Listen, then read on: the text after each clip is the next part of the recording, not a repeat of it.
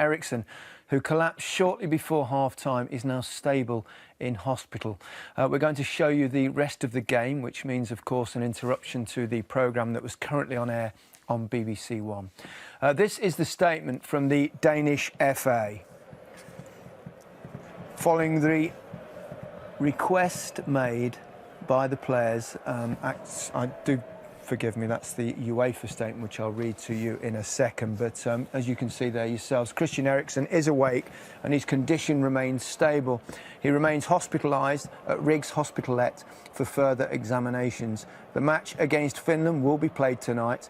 This happens after the players have been confirmed that Christian is OK.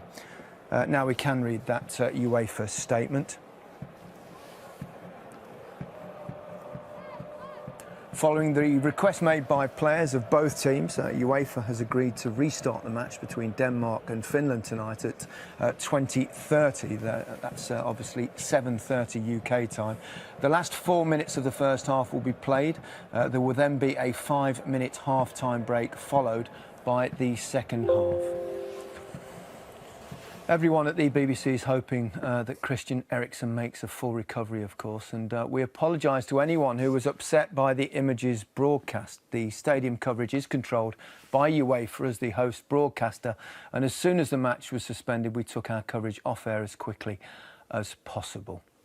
Well, the first thing is that it does seem like good news that Christian Eriksen is stable in hospital. We all feared the worst, of course, so that's encouraging.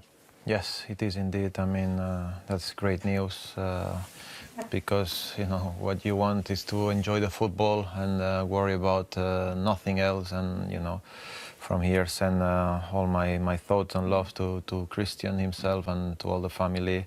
And just hope that nothing else happens and we can just focus on football, which I pray we will do. Yeah, incredibly worrying moments. I've never quite seen anything like it, Alex, but it does appear to be good news. Yeah, we were all sitting here, everyone I think around the world was. So the news that's now finally filtering through to us all is one that we hoped and wished for, and we hope it continues that way. And we can only sit here and echo each other's words, I suppose, but sending, you know, all the love to his family, his friends and everyone that will most probably be making phone calls, trying to be by his bedside and continuing that he makes a full recovery. Yeah, and the players must have been encouraged by that news to actually offer to play the game, to resume, Micah. That'd be incredibly difficult after those traumatic circumstances they've been through. Yeah, it'd be extremely difficult. I don't think I could have played on after seeing some of them images. You know, I mentioned the word hope, and he pulled through when we seen them images. And I want to give a big shout out to the medical teams. Both medical teams, you know, have been at the stadium and they've done the job exceptionally well, and hopefully, you know, it can be a great recovery for him and see him back on the pitch sometime soon. I suppose in some ways, Cesc, if something like that were to happen, whether we don't know exactly what it is at the moment, but if something like that happens, there's probably no better place for it to happen than in a stadium in a big tournament because of the medical facilities that are available. It may well have saved him, who knows?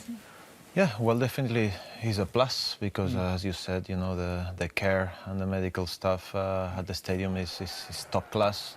It's been maybe not at this level, but it's happened before that they've always saved and been on the case since first minute. They know exactly what they're doing, top professionals, and from here, of course, send them our congratulations because it's not easy when you are under so much pressure. This is the manager obviously getting his team together before the game. You can use, perhaps he'll harness that, your energy, that togetherness, that something like that has happened. This is where a team really together, because like how Micah, all of us showing different emotions, and you need now to all be together. You're doing it for a bigger reason, like how we've said, other than football.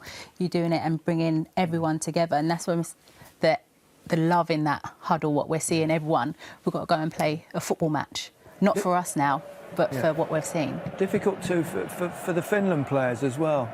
Yeah, of course, it's for both players. At the end of the day, you know, a life is more important than football. Yeah. That's the obvious thing. So it'll be equally is difficult for both teams. But Alex makes a good point. There's all the more reason to go out there and give, you know, 100. Most distressing scenes I think I've ever seen at any football match. Christian Eriksen falling to the ground, his teammates surrounding him, clearly distraught, and both the teammates of his own and the Finland team as well. And football really truly put into perspective. I think the only thing I can remember remotely like that was Fabrice Muamba. He pulled through. Let's hope for his sake Christian pulls through as well. I mean, it's so distressing. Yeah, I mean, I don't even know what to say, really. My body's shaking. All I can think is about Christian's family, what they must be going through. It's a very, very sad moment, and I pray for the very best. Obviously, it's impossible to get any update, any news at present. We'll try and bring it to you if we hear anything. Let's hope it's good news. But Alex, I mean, it's very difficult to know what to say, isn't it? Except just let's hope that somehow he's okay. And that's what, like Seth said, I mean, I'm already getting emotional because I can't believe, I think everyone at home, what we're witnessing. And like you said, Gary, I think football totally goes out of the window right now, and you're thinking about his family, all the rest of the players that are out there witnessing it as well. Actually just got on my phone, I messaged my mum and told her I love her. And I think it's a reminder of how quickly life can change, just like that. I think one thing you have to have, though, you have to have hope. You've seen it with Fabrice Muamba. He pulled through, and that's all you can do. You know, we don't know the news. We can't, you know, make assumptions, and all we can do is sit pray. here and pray that he's Extraordinary circumstances. We've seen it a couple of times, and he was just running towards the ball and stumbled. The crowd obviously are in shock as well. Everybody's in shock in the football world, I would imagine, at present. And football doesn't matter at the moment, does it? Really doesn't. That's exactly what I was thinking about. And me, the first one, how many times I go home and I'm upset, and I paid with my family, with my loved ones, and you realize that it's just a game. You know, it's a game, and we need to enjoy it every second and have passion for it. But really, there are things that doesn't matter anymore. You know, more important is health. You know, try to be always happy. You know, enjoy what you have in life, how blessed we are, and that's it. And this is just a big shock and a reminder for all of us. You could tell immediately from the players' reaction, from Anthony Taylor, the referee's reaction, that something dreadful had happened. The reaction from players, I think the fans. But all we can do is literally, like Mikey, you just said, sit here and hope that he pulls through this. We've seen a situation before with Fabrice, and just keep sending prayers that he pulls through this. Yeah. That's all we can do. It's like you said, Micah, is hope, and we have no further information. There's nothing really much we can add. The game has, of course, been postponed.